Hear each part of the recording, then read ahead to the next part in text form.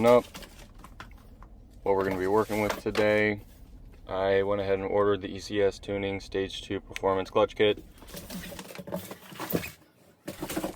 It does come with all the hardware needed, including the little spline tool you need to hold the clutch disc in place while you put everything together. I wasn't able to find the specs for the factory pressure plate, but this one does claim to be 1,685 pounds, which I assume is much more than factory.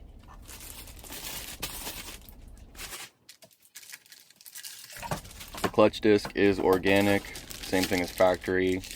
I don't know what the composition of this one is, and I don't know what the factory composition is. Hardware comes with new bolts for the flywheel, putting the pressure plate on, and a new set of bolts for your throwout bearing.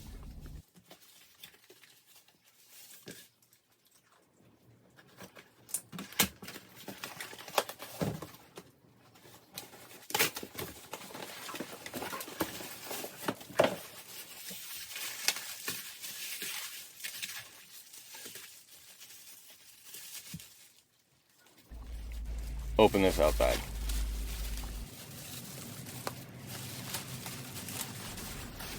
This flywheel came completely covered in oil.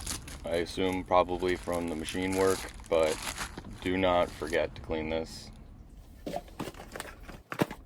I chose the metal throwout bearing made by Sachs, which, I just don't understand why anybody would choose a plastic throwout bearing. Alright, so we're going to go ahead, pull our e-brake. Doesn't really matter if you're in neutral, but make sure your steering's locked and your car is unlocked.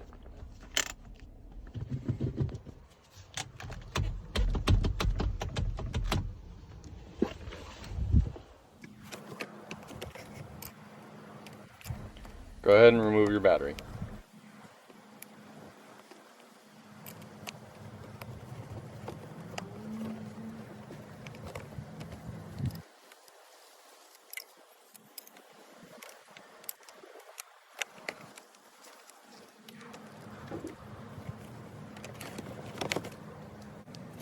Don't forget about this little bracket right here holding it down.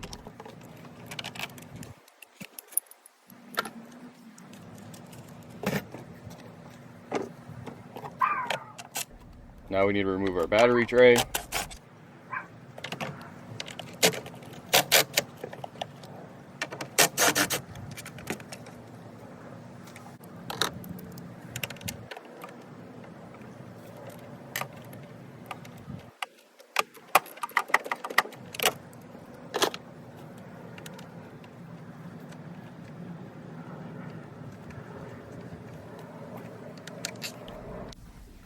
Alright, we need to take our intake off. If you have a factory air box, it all comes apart pretty easily as well.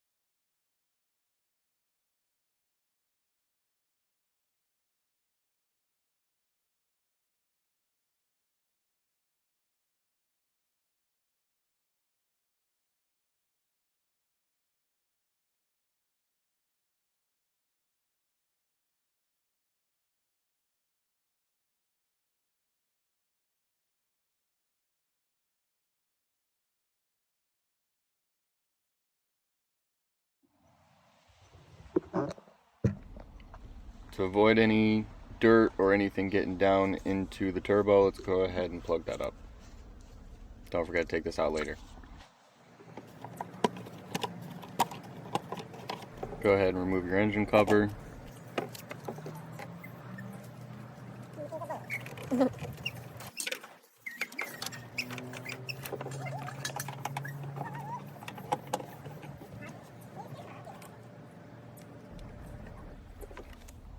Alright, so this is actually a essential oil diffuser. and I just wanted to have a good smelling work environment, so go ahead and get yours going.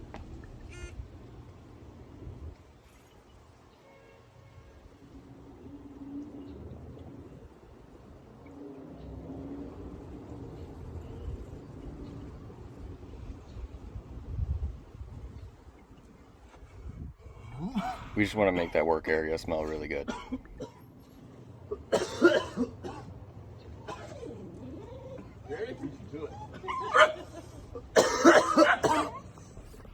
Alright, let's go ahead and get this liner out of the wheel housing and the guard underneath as well.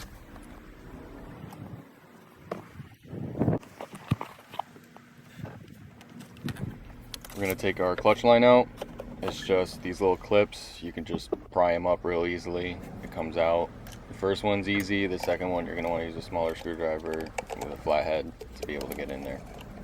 And use a bottle because you don't want this stuff dripping all over where you're going to be working.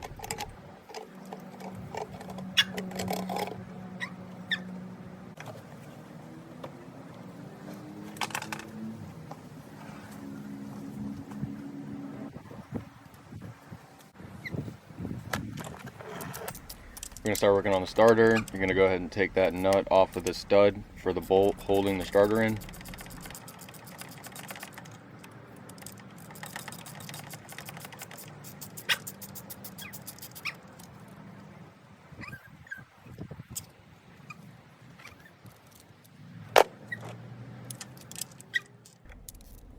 And go ahead and take that bolt out.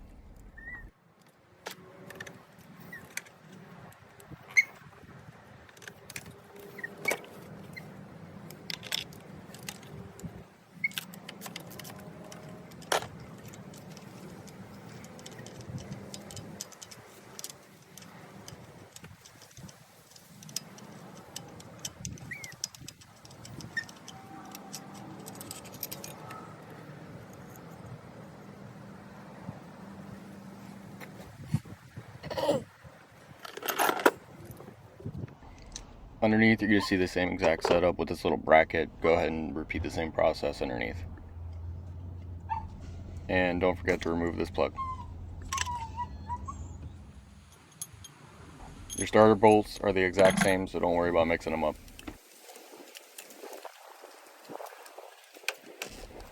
You can undo all the wiring holding the starter onto the harness if you want.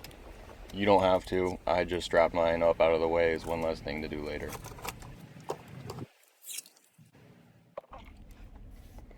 Let's go ahead and start working on our shifter cables.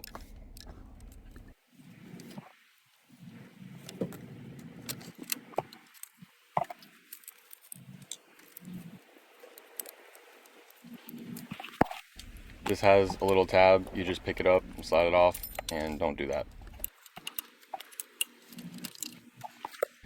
So now we got 2 bolts right there, and then you got one that's kind of hidden back in there.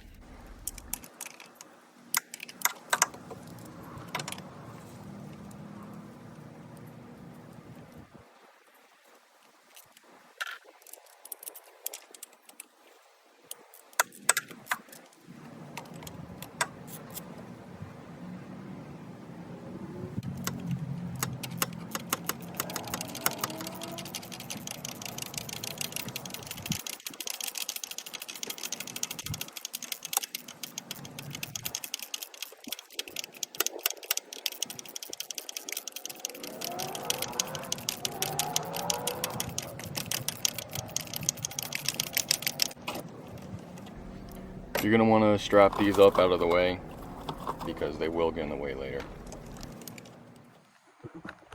Alright, so this is driver's side front. We need to go ahead and remove these bolts so that we have room in here to work, and we're going to have to remove that axle from the transmission as well.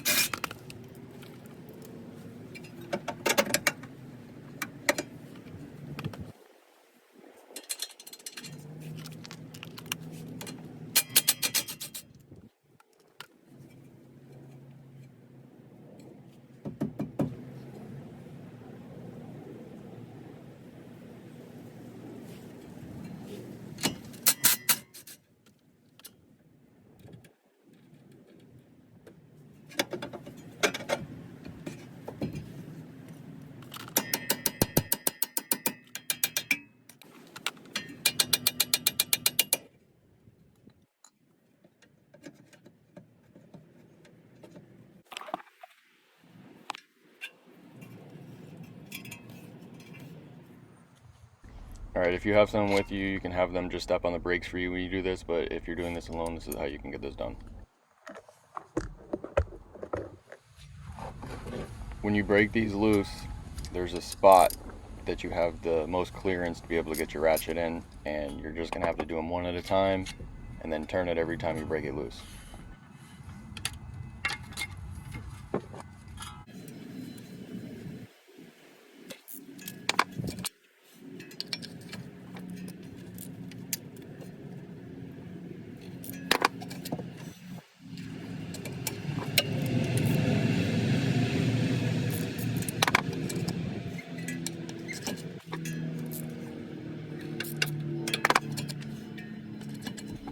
Before you remove these bolts, get a paint marker or something, and where the axle and the transmission are bolted to each other, put a line or something there so that when you reinstall it later you can line it up.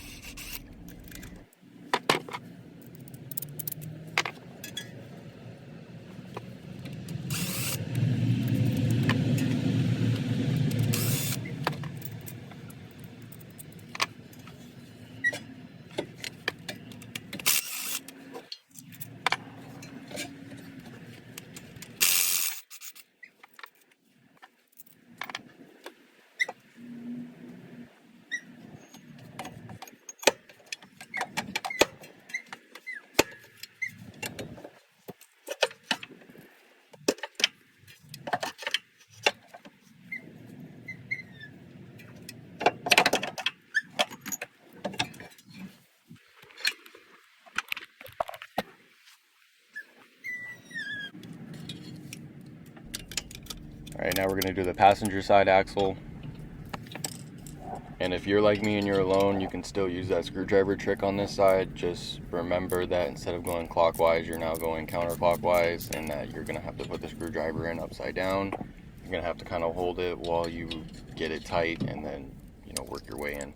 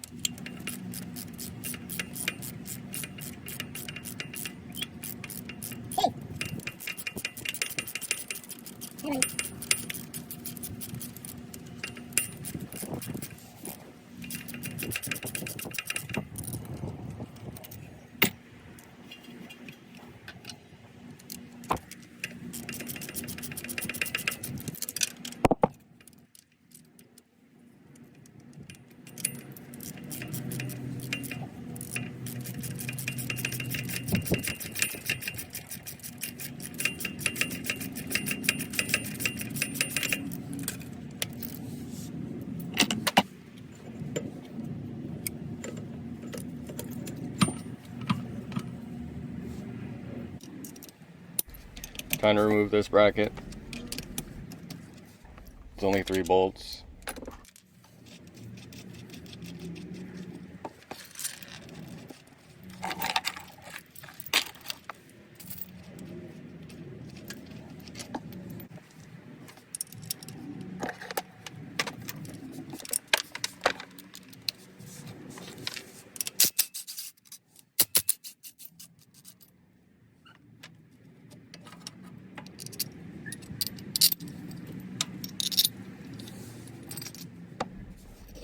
Alright, now we have to lower the subframe. We don't actually have to drop it, we just need to get it low enough to have the clearance to be able to pull the transmission out.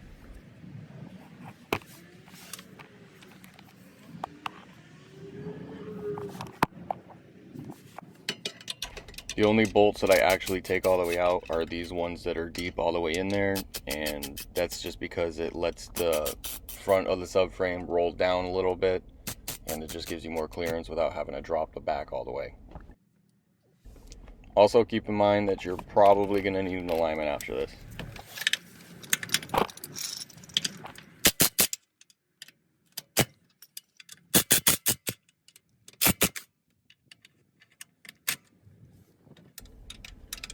See that drop right there? That's what you're looking for. If you don't have that clearance right there, I'm telling you the transmission is not going to come out.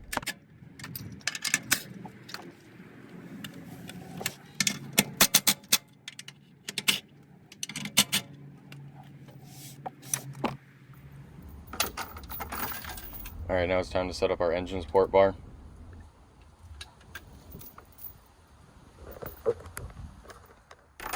Now this is where I decided to go on my motor. You don't have to do it in this spot. If you think you found a better spot, go for it, but this worked for me just fine.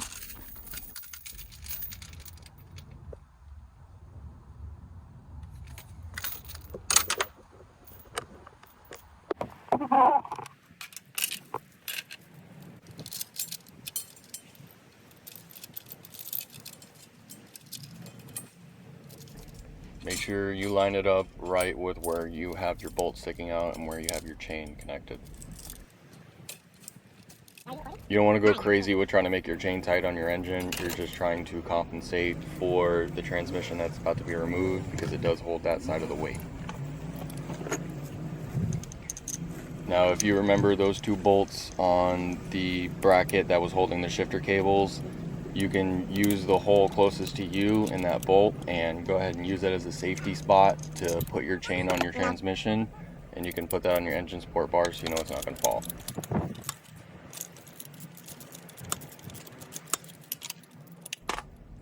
Alright, now we're ready to break those bolts loose on the transmission mounts. We are going to remove all 6 of those bolts.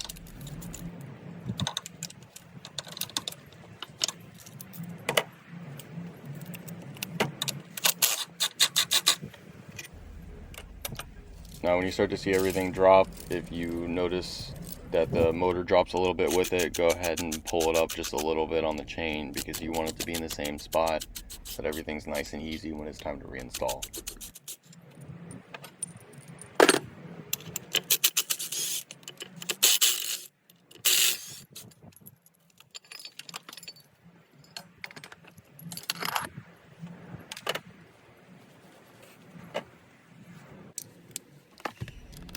Alright, so here I forgot to use a chrome socket on my impact, but there are 4 bolts underneath on the bell housing, and we're going to go ahead and start removing those.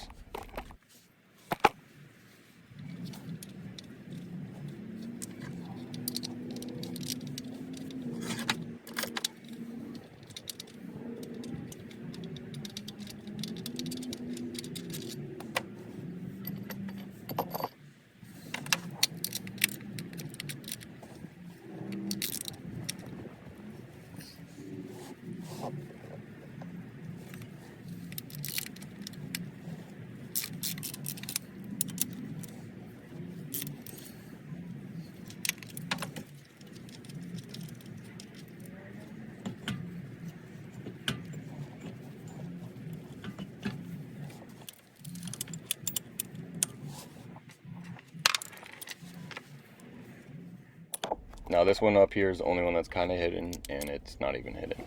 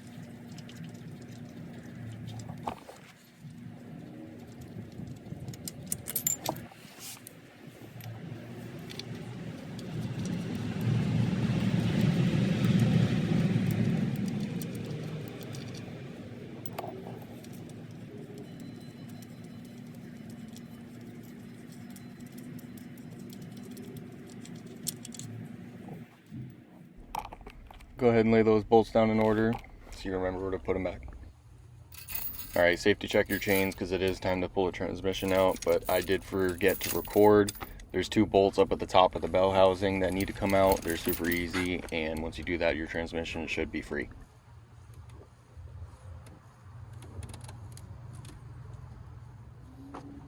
I use one of the holes for the starter where the bolt goes through to stick a flathead in there and get a really nice handle on that transmission. So it's time to start picking up on it, and when we're doing this, you want to remember that you're going to be picking up and pulling away from the motor. You want to rock it back and forth. And we're not trying to get this out all the way a crazy amount, we just want to see that it has broken loose. Alright, so this is what I was talking about, having the clearance and dropping the subframe. These parts right here get caught, and they still get caught, but at least now we have the room to get it out. And also on this side, the part that bolts up to the passenger axle gets caught on the flywheel. So just keep an eye out for that because it is very annoying.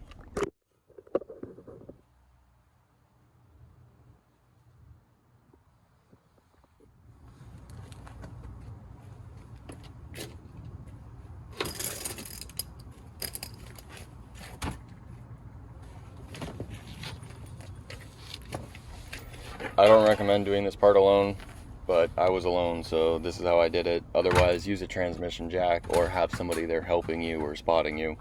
But this is why we have that safety chain, so in case if it falls, I know it's not going to crush me. And for the record, this thing I would say weighs around 80 pounds.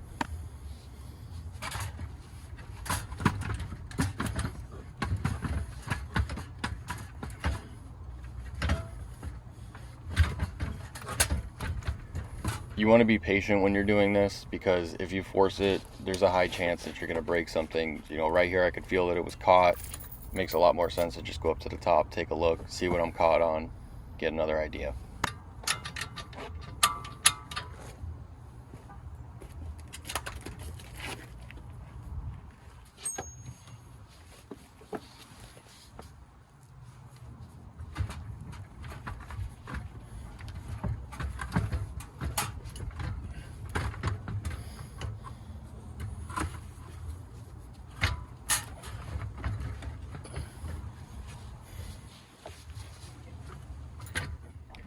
So you can see those spots right there I was telling you that get caught on the subframe, and this is where it actually is able to come out. You know, you see it freeze up in that spot right there, and then you can just kind of roll and twist it out.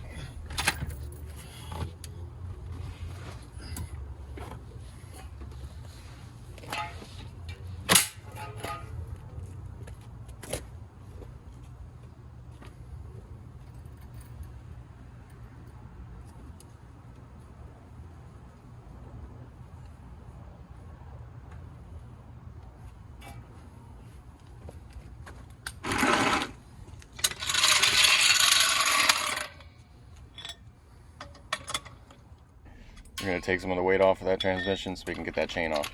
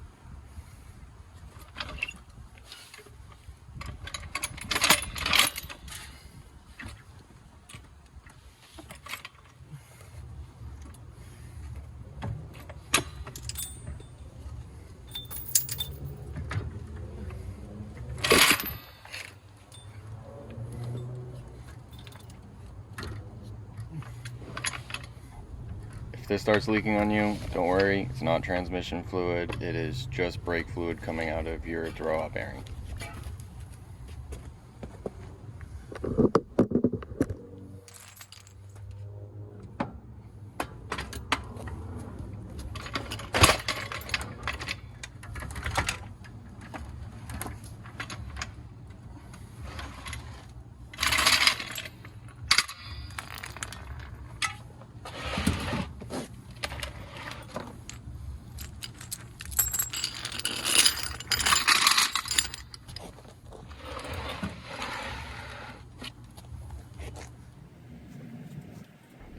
Alright, now it's time to take out our factory pressure plate, and I will have a link for all the tools that I use in the description.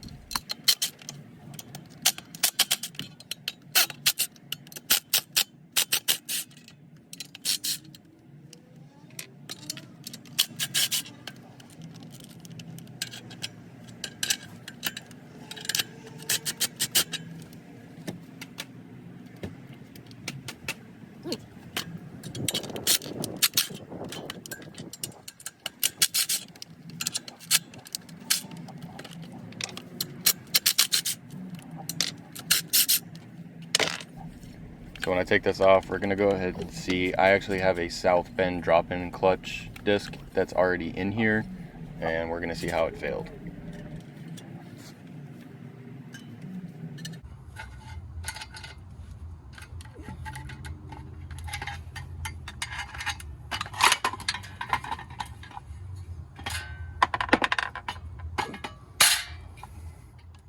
Alright, so right away you can see that the outside of the clutch disc is burned and glazed.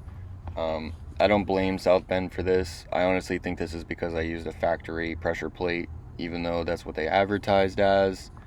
The factory pressure plate just has some horrible clamping pressure, I assume.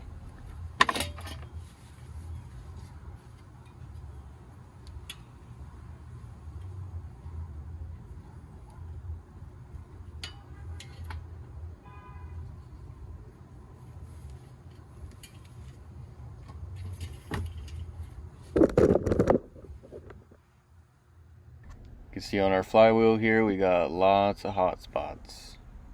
So this thing's junk.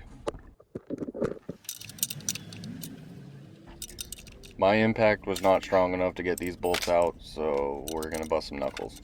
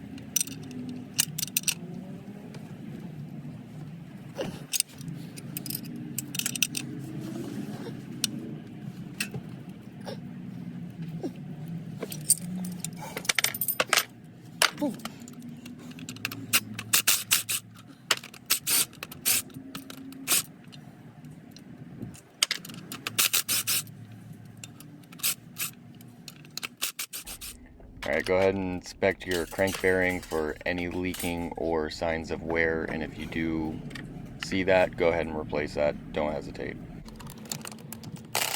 Alright, let's go ahead and remove that garbage plastic OEM throwout bearing.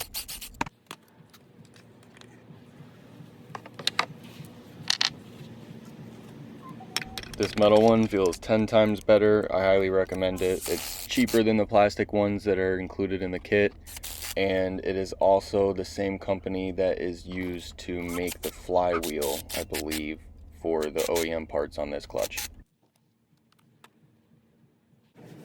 Alright, now it's time to clean our flywheel and our pressure plate. We're going to use some brake cleaner. You can use a rag, paper towel, whatever. Just keep wiping until it comes off clean and do not stop until it is clean. If any of these oils are left on the surface, they can absorb into the clutch disc and ultimately slip and render your entire kit useless. Now this flywheel does feel lighter and is lighter than the factory one. So we have less rotational mass on the crank now, so it should increase our response time and our revs as well.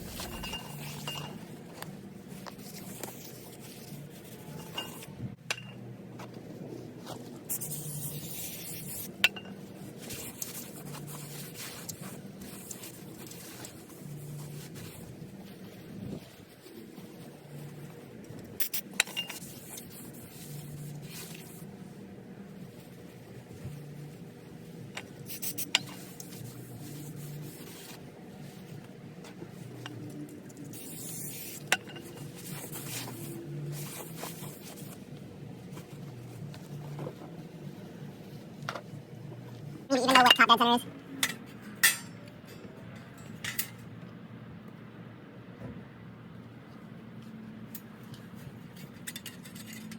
Alright, so when you're lining up your flywheel, you want to keep spinning it until you see that all of the bolts line up perfectly with the holes on the flywheel.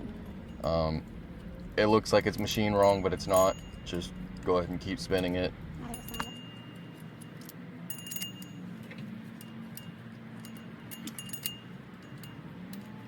Oh, you pendulum bastard. I think it's those two. They're just not machined right. Also, you see that shroud hanging right there? Yeah, that stupid little piece of metal. Go ahead, get that lined up where it's supposed to go. The two bottom bolts of the bell housing, where they're supposed to go, just zip tie that piece of metal right there, because it's gonna keep falling, it's gonna get in the way, and then when it's time to put the transmission in, it's gonna get in the way and it's gonna get obstructed and it's gonna start getting all bent like it did to me. Just take my advice on it. I ended up doing it anyways and it worked perfect. I'm glad I tried that because I was so about to, I was like, I'm not gonna waste time, I'm gonna go to the drill. You gotta step back and start over, you know? Shit, man. Do not torque these all the way down. I'm just getting these tight enough so that I can go ahead and get my torque wrench.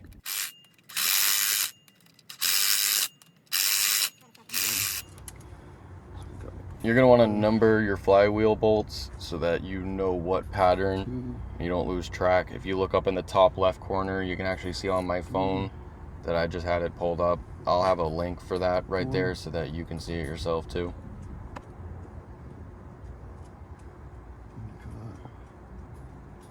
Five, 6,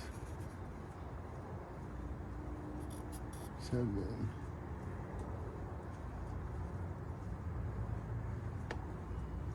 Okay, that's 8.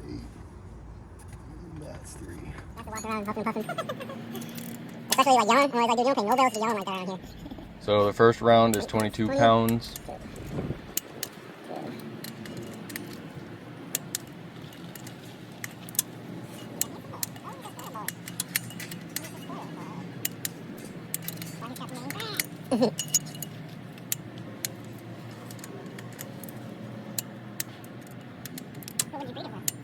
Another corgi poodle or another corgi poodle?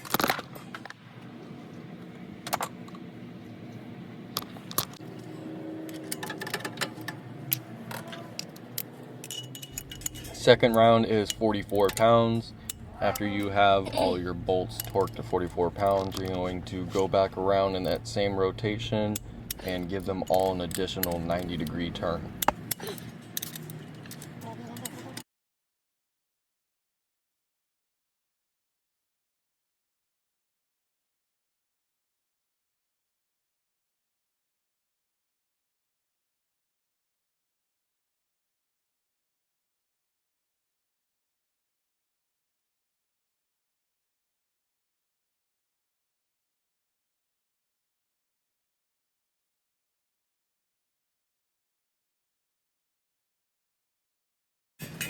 Now that we're ready for the clutch disc, let's go ahead and clean this off one more time to get any oil that we could have gotten on there while we were working in here.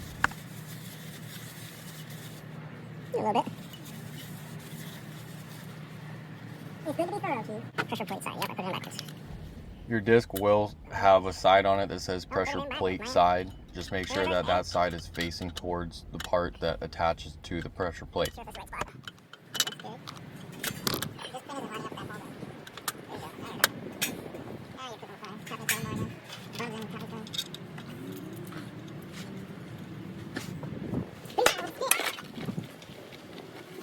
Just gonna screw the roll out of existence. Hopefully I find it. Probably an 8.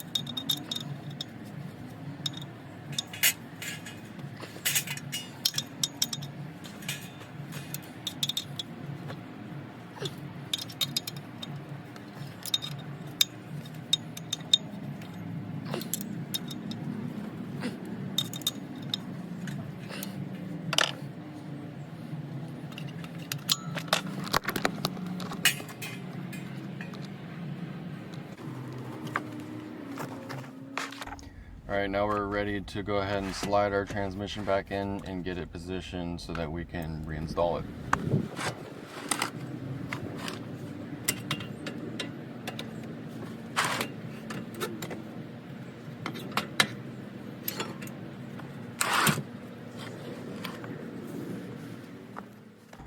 We're going to use this chain to help us pick it up.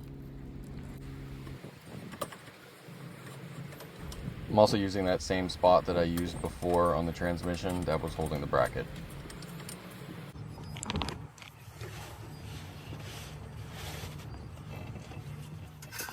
So this is what I was talking about with that shroud. Go ahead and zip tie it.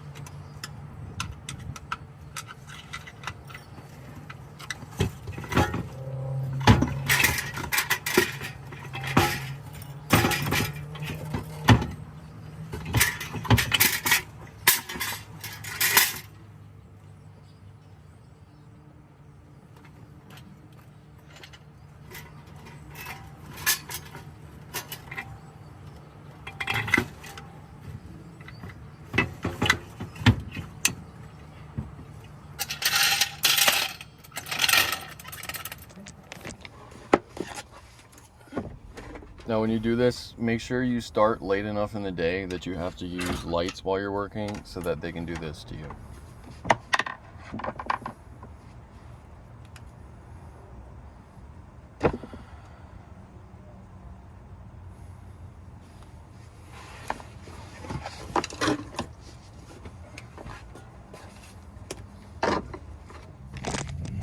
Alright, so now that you've lost even more light charging your light, let's go ahead and get back to it.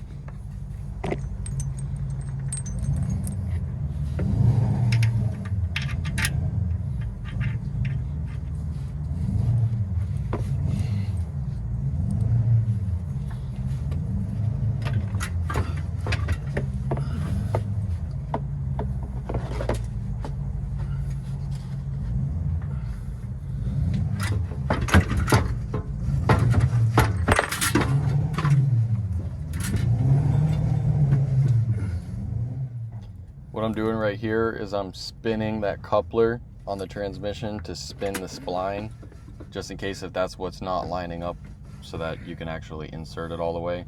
And then you just kind of want to get it in place to where it looks good like that.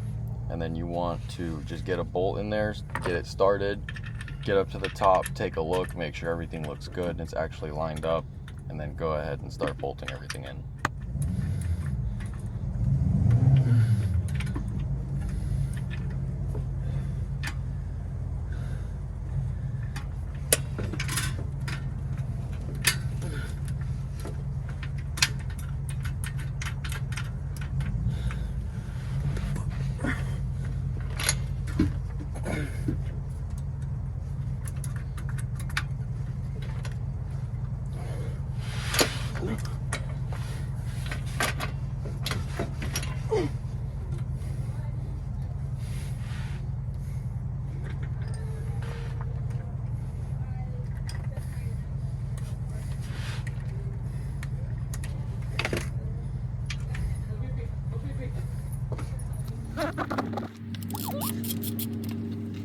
Go ahead and start putting your bottom bolts in on the bottom of the bell housing. We're not going to torque them down all the way yet, but we are just going to get them in there and get them kind of snug.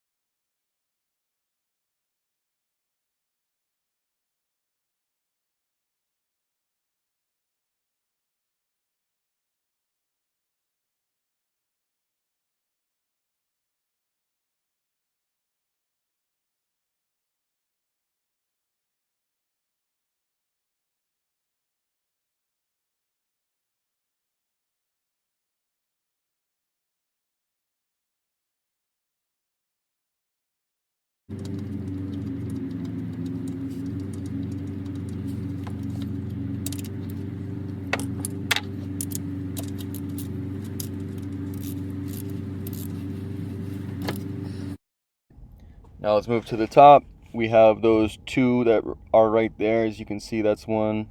And then there's that other one in the back that was holding on to the shifter cable bracket. So those are the two that we're going to be doing up at the top right now.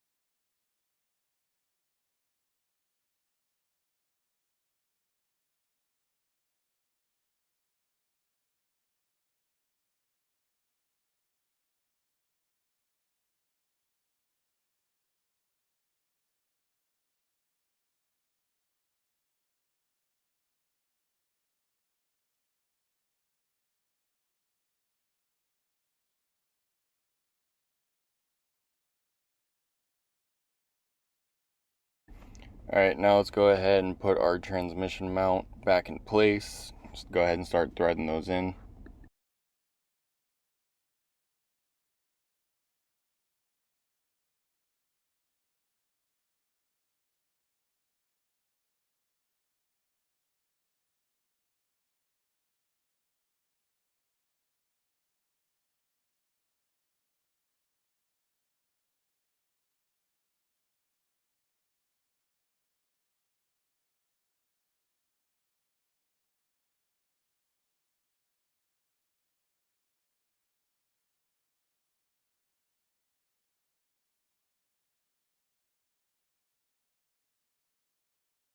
Now when we tighten these, you don't want to just go all the way tight with one right away. You want to even it out. As you tighten it, you're going to notice that the transmission and the motor kind of picks up a little bit. So just go back and forth with it, be even, because you don't want to tweak anything.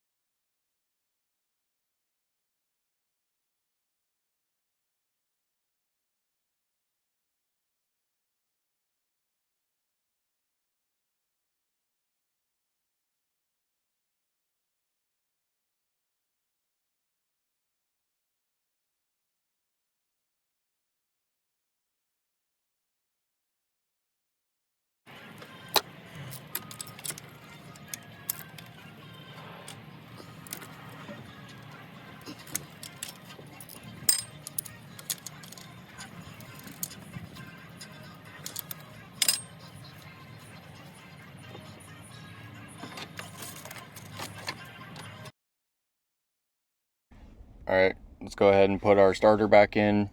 Go ahead and put that top bolt back in and just get it started.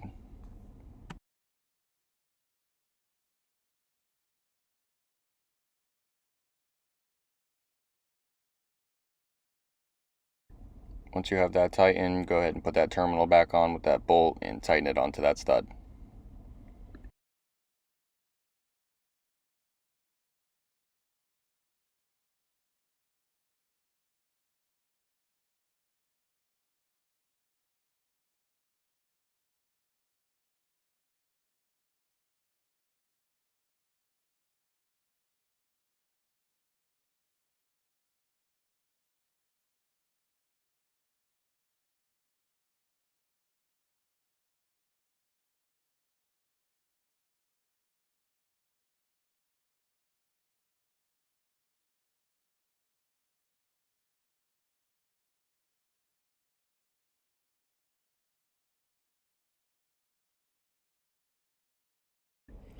And while we're still up here, let's go ahead and get those shifter cables back into their home so that we can go ahead and start putting that bracket back on.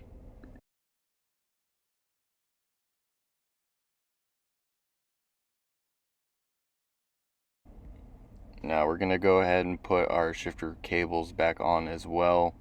Don't forget to put that clip back on that left side.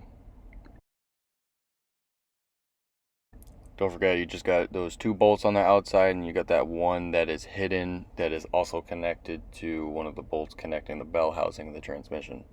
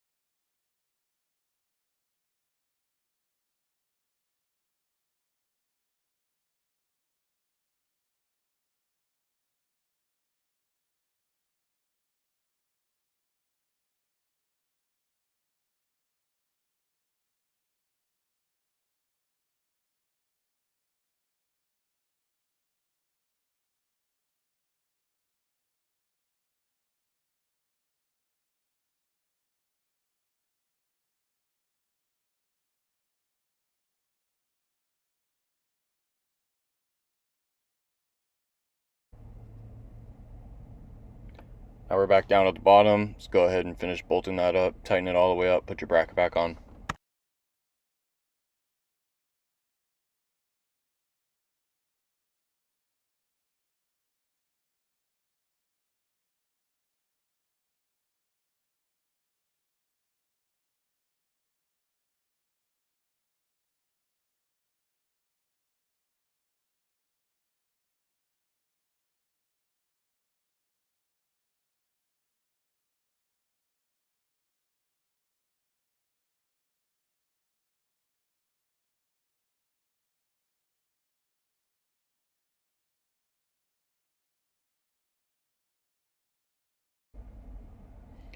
Reconnect your plug.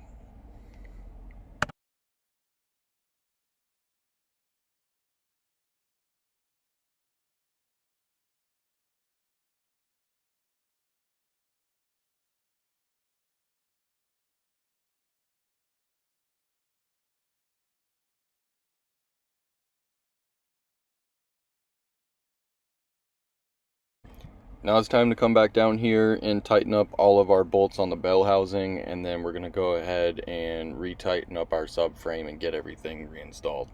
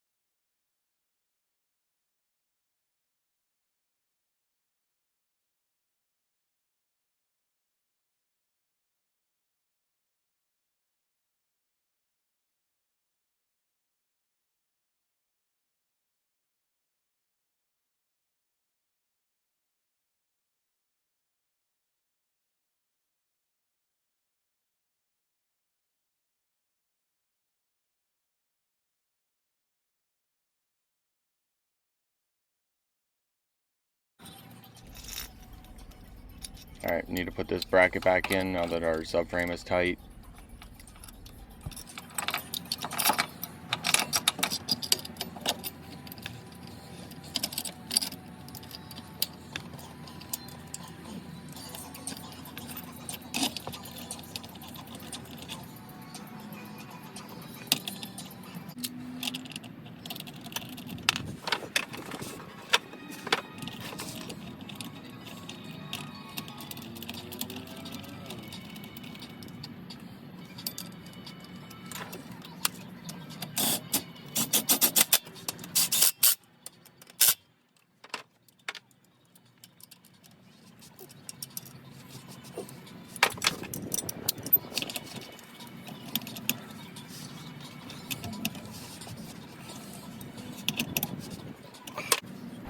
Hopefully you made marks on your axles before you took them off, because now it's time to put them back on.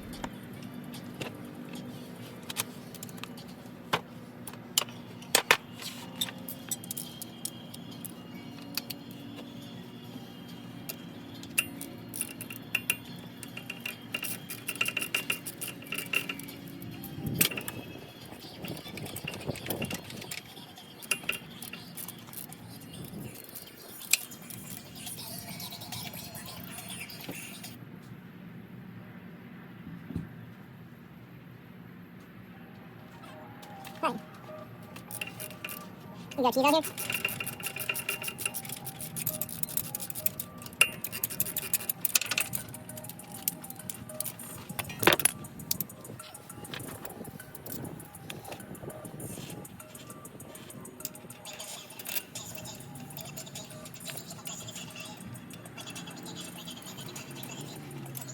Hi. Oh my god, my hands are so tired. What? Cheese, come here, buddy. Come here, boy. Cheese. Cheese. Some people gonna call me that ain't that cheese, that cheese, that cheese. Cheese, get over here. Go see your mommy. The fuck?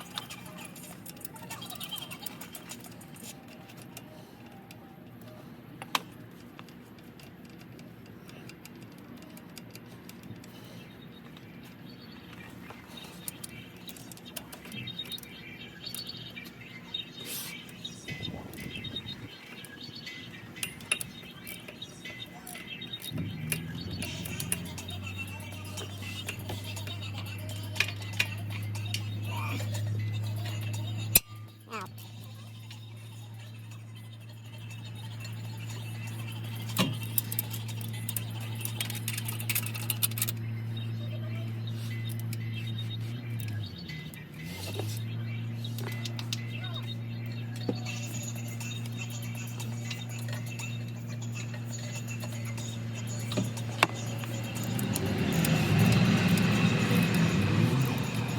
What? What?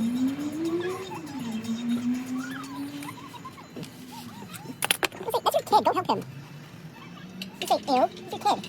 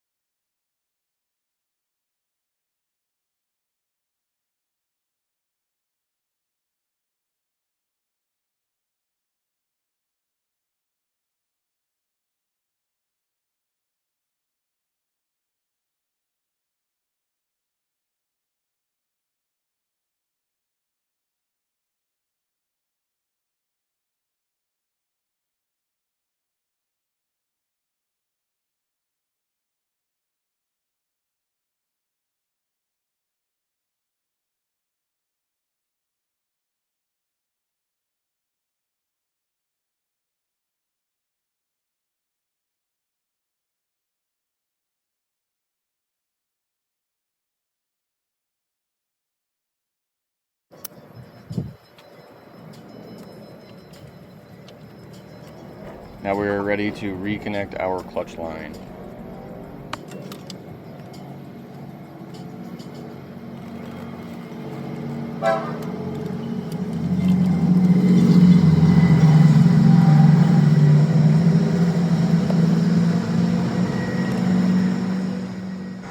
I was lucky enough to have one of my neighbors help me bleed the clutch. He just pushed the pedal for me while I cracked the bleeder.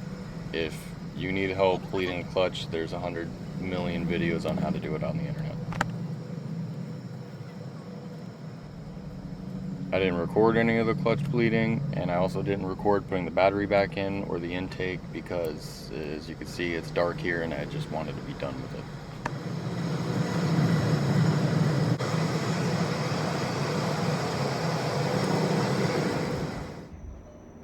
Now we're ready for our first startup.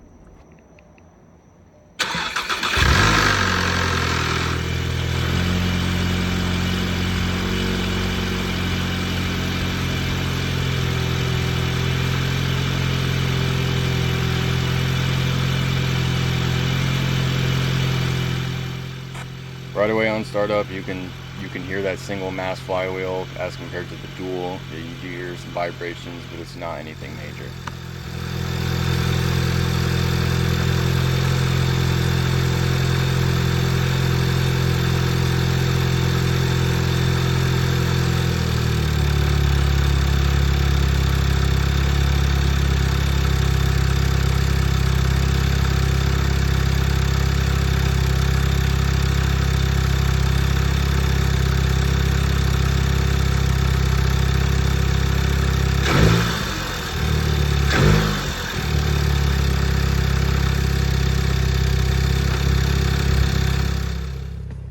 Alright, so what I'm doing here is I'm just making sure that the clutch can disengage and engage smoothly and that all the gears are able to go all the way in and out without any obstruction or resistance.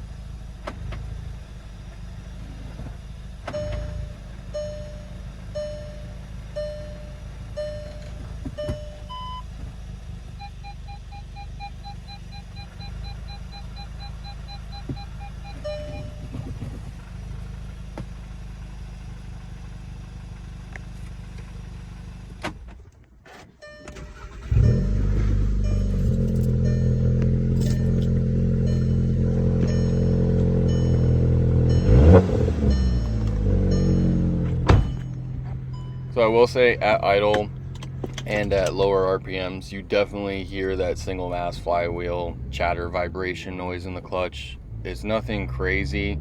You can't hear it too much in the video. I'm going to make videos later on after the clutch is actually broken in on what it sounds and how I feel about it and everything. But my first impressions are, it feels great, and I'm excited to go stage 2.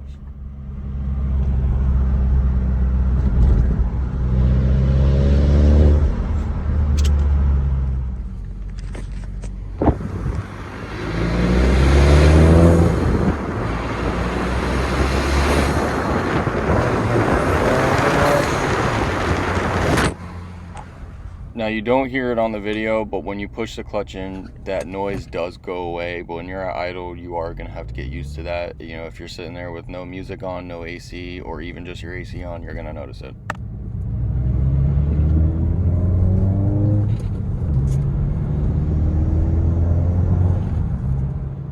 Also in that early RPM range, up until about 2000 RPMs, it kind of is a scary sound at first, but the chatter from the flywheel is making a little bit of noise. It goes away as soon as you hit 2000.